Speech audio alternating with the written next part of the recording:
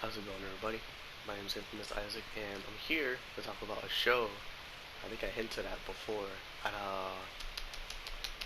yeah, I think I hinted at Samurai Champloo, the video I did for that, or not even hinted. I think I literally just said I'm watching Arcane. I'm gonna do a video on it next. But regardless, that's what I'm here to do. I'm gonna be talking about the Netflix original show, Arcane, based off of League of Legends, the popular MOBA that people hate, or you're insane if you play it, I guess. That's the impression I've always gotten because my one of my friends who plays it hates it, but he still plays it. it's it's what's it called?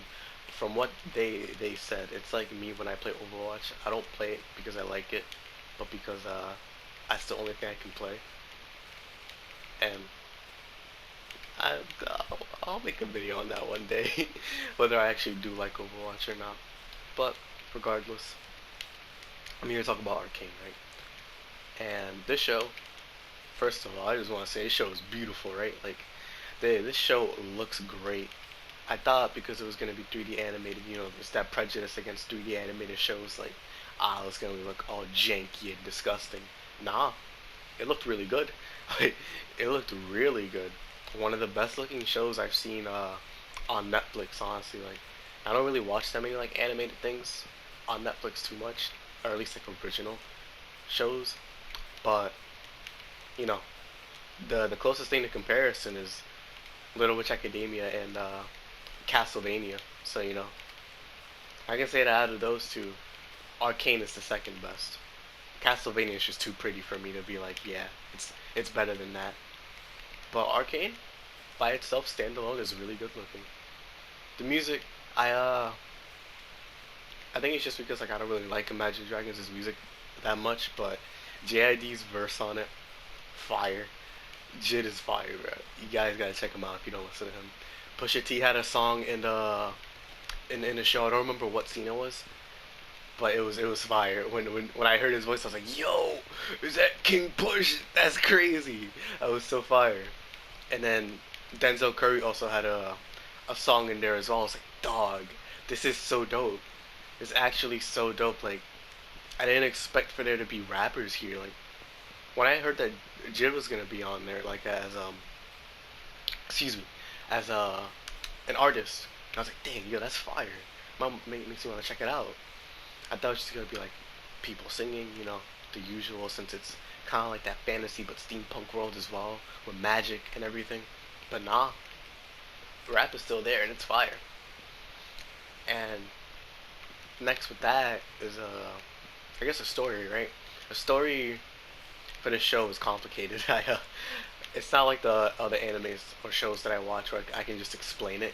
It's a lot. It's a lot of interweaves or intertwining plot points. It's just like it's too much to talk about. But basically, the simple synopsis that I can try my best to give is that its character Powder and Violet are sisters.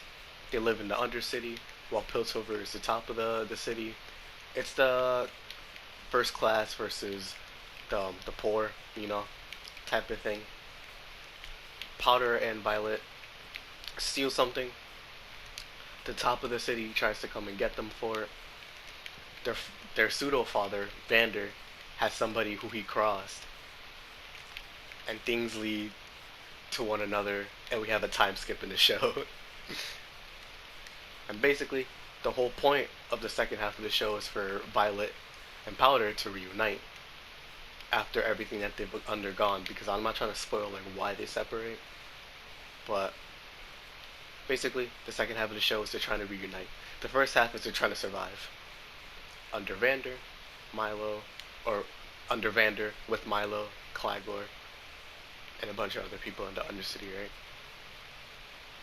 And through this, we meet a bunch of characters like Soko. I don't know if he's in the game or not, but he's cool. Honestly, he's cool. Uh, Singed, Victor, Jace, Moderna, Caitlyn, Heimerdinger, Echo. Who else? Who else? Who else? Who else?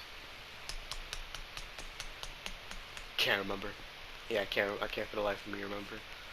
But I think those are like people in the game actually, like most of them except for like Soko, I think. But there's a bunch of cool characters in this show, honestly.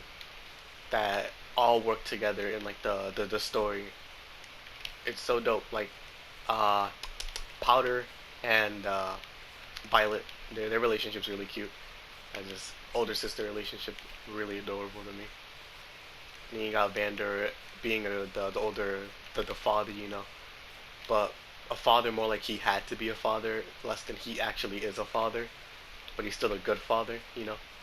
I thought that was pretty sick. Jace and Caitlyn, I thought their friendship was really cute. Pre time skip at least. Moderna and Jace, it's actually like they're on demon time with the way they be in some scenes. It's crazy. Victor and Jace I thought was amazing in the beginning of the show. I'm glad that they like it didn't go the way I thought it was going to go. Where it was like gonna be a falling out. It was a little different from that. So Heimerdinger, Jace, and Victor. It sucks to see what happened, but Heimerdinger's still awesome. That's all that matters to me. Uh, Silco and Powder, crazy relationship. Actually crazy. It's not a functional one, but it works for what they're trying to do. Like it's crazy. And Violet and Caitlyn is really cute. I wouldn't be surprised if they're lesbian. I wouldn't be surprised if they're friends. But their dynamic together is really good. I kind of do want them to date, but at the same time, it's like if they don't, it's whatever. Their friendship is just that good.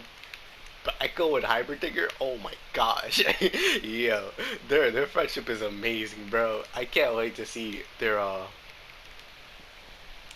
them more of them in the future in the second season if there is one. I can't wait to see more of them because Hyperdigger is my favorite character in the show. I'll talk about more of that in later, but like Heimerdinger is amazing, and Echo post time skip got drip, so things are insane, bro. Things are insane. But regardless, right? Uh, this show, like, if I had to say anything about it, is that it's good. Like, it's really good. My friends were telling me like, yo, you gotta watch this show, even if you don't like League of Legends, or even if you don't know anything about League of Legends. This show is fire. I was like, dang, bro, they're kind of right. Like, the story is just, it's hard for me to get into like 45-minute episodes if a show doesn't grip me. Like, if the story is just lackluster or boring, then I mean I'm just not like I'm not gonna be interested in it. And obviously that's subjective depending on who you ask. But this show for me it wasn't that. I could watch those 40-minute episodes and just be like, dang, it's already over. Wait, what happened? And it happened every time except for the final episode, where I could feel the minutes, like, but not in a bad way, right? Like it was so painfully boring. No, like I could feel the minutes because I didn't want it to end. Like the final episode was crazy. The fight scenes as well were also pretty dope because of the animation being so good. It works well with the fights, like, and most of the time it was just. I don't know. There's probably more fights. I don't remember. The main ones that stand out to me, excuse me, are Violet versus Avika. All like 16 times that they fought. It was crazy. Oh yeah, never mind. I remember Vander versus Soko. But regardless, like this show, I uh, I can definitely recommend it to anybody who's interested in like fantasy, a cool story, cool characters, good looking visuals. Like if you have Netflix and you're down to watch like a fantasy thing type like this, then I definitely recommend it. Like this show is pretty dope. Is it my favorite show on Netflix? Nah, I think that still goes to Castlevania. Honestly, like Castlevania is just too good. I don't know why, but this show is pretty good. Like if you haven't watched it, I really recommend it. And now I talk about my favorite characters. Oh my gosh! All right, Caitlyn. Caitlyn is certified top tier, like Nico Robin status wife right there. Like she is bad, bro. Oh my goodness. Caitlyn can come to my house, show up with a cheesecake, and we can have a nice, lovely dinner together. And then I'll wake up. Nah, but Caitlyn is fire. Like all jokes aside, she's a her design's dope to me. Her character's dope to me. Just like trying to do good but can't really do it because of the situation she's in. I think she's dope, honestly. Like probably my favorite female in the show. And then you got Heimerdinger. Heimerdinger is fire, bro. Heimerdinger is so sick. he he fits that archetype for me, like that Master Roshi does, except he's not a pervert. Where it's like old man with so much wisdom that like it really is up to you whether you listen to him or not. Like that old man, like master, like teacher character to me is sick as long as they're likable, you know. And Heimerdinger is likable not because he's so wise and pompous and like he feels like he's above everybody. Nah, he's just a bubbly, fun character, you know. Like it, he's just a cool animal, humanoid thing walking around, but with so much like knowledge and experience that it's just like you can't look down on him. He's mad smart. He's a scientist for a reason.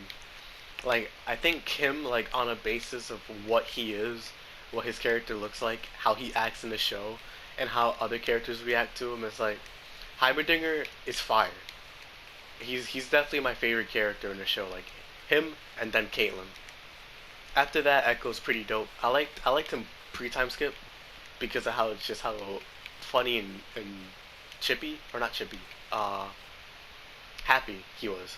And then the change that happened in him post time skip to where he's a lot more jaded and distrusting, but also still has that little side of him where he just wants to, do good, just like how he used to before. Like Echo is definitely number three. That because that and his design is fire, for sure. Moderna's design is sick. She may not be my favorite character, but Moderna's design is actually like it's dope. She's really cool looking. Dark skinned, gold plated white dress. Bro, if Caitlyn didn't exist, she might be number one in the female category. Like she's crazy. Violet and Powder, I like their dynamic, like I said before. Uh, but if I would I put any of them on top? No, I'll put Violet probably like top 10, but not top 5. Victor's pretty cool. I'm not gonna lie. Victor's pretty cool. With the way that he turned out in like the last episode, I thought he was gonna be something completely different, but nah. Like he was like Icarus. He flew too close to the sun, and Heimerdinger warned him against it. I'll put hit number 10, like around 10. Who else? Who else? Vander was pretty cool. He deserves a top 5 spot. Honestly, I think he should be number 5. And who else? Anybody else? Anybody else? Soko's number 4. Yeah, actually, yeah, Soko's number 4. He was such a sick character. He was so like villainous and monstrous, but he was so interesting to watch. Like, when I saw Soko on screen, he commanded my attention.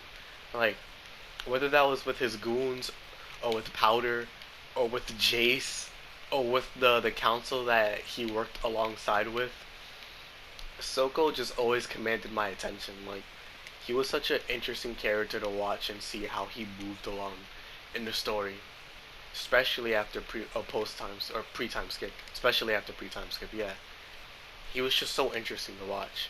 And then again, Vander, he's the father character, so his knowledge and wisdom was beautiful. He was just dope as well because he wasn't like he got softer after the incident where he found Powder and Vi, but he wasn't soft. Like there is a difference between those two, and it really shows with him. He got softer, but he wasn't soft. He definitely didn't take no BS, which is crazy. But this show's characters are pretty fire. I'm not gonna lie. Like, there wasn't a character that I like wholeheartedly disliked. Most of these characters I was neutral about, or I liked a lot. I didn't dislike a single character. Like even Sabuka, who I thought she was just boring. Like I didn't dislike her because of a scene that happens in the final episode. I thought that was pretty cool. And the fact that she was just a wall for Violet, like, is wild. But yeah, like again, I'm probably gonna make the thumbnail Heimerdinger because he's just that. Like I like him that much. Like, and I think that's gonna be it. Honestly, if I had to give the show a rating, I'll definitely give it 8.5 out of 10. Like it's worth the watch. It's not even like it's long in terms of episode length, but it's not long in terms of episode amount. It's only 9 episodes, and it's 40 to 46 minutes long. But if you take into account the fact like the intro is like 2 minutes, a minute and a half, while the outro is 3 minutes, then you're already watching like a 40 something minute episode. Like it's already shorter, you know. So, what's it called? Like, it's worth the watch. You won't feel the time at all pass. Like you won't feel it pass. This show is good, and I'm glad I watched it. But regardless, yeah, that's gonna be it for me for now. I hope you guys enjoyed. If you like furry 300-year-old scientists, then you should like and subscribe. Uh, what's it called? Up next, I don't know what I'm gonna watch, but it's gonna be another Netflix episode or Netflix series. And I'm probably gonna do a video on Call Me Can't Communicate or Communicate, excuse me, because that just finished. And I was watching it weekly, so I'm gonna give my thoughts on that, like literally probably right after this video, and upload them differently. But yeah, I hope you guys are ready for that. I hope you guys enjoyed. Hope you guys have a great day, a great beginning to your year since it's still like January. And yeah, I'll check y'all out. Peace.